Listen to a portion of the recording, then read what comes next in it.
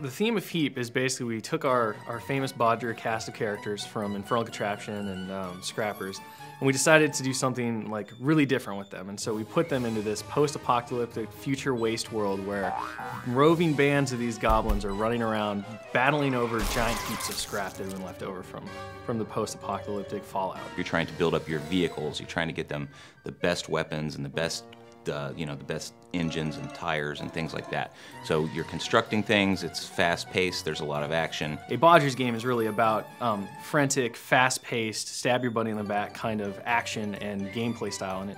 And so it should feel like there's a real energy going on and that players are constantly engaged and that things are fluid and moving. Heap comes with more than 100 cards.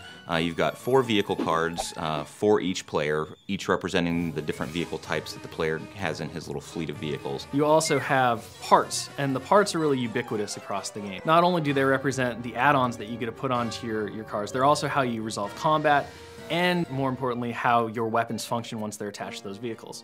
So we kind of took a lot of different concepts and really elegantly put them all into one single deck. In Heap, color plays a really big part.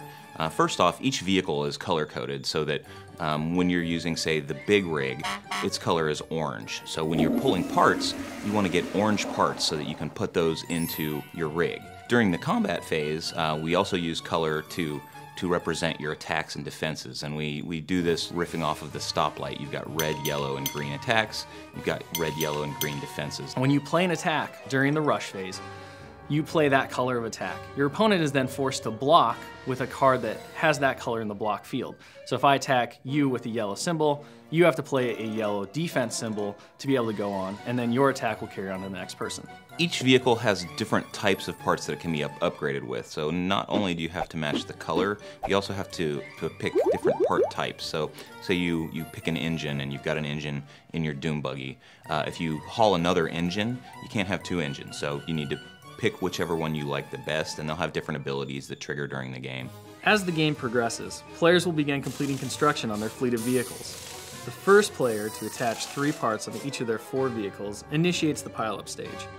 At the start of the pileup, every vehicle that has 3 or more parts attached to it goes turbo, granting their owners additional abilities to use during the game's climactic final battle. I think people are going to enjoy Heap because it's easy to learn, it's fast, and it's a lot of fun. All you need is a group of 2 to 4 friends and a table to play it on, and you're ready to go. It's a feel-good game, and at the end of it, win or lose, everyone's going to have stories, and everyone's going to have a lot of laughs along the way.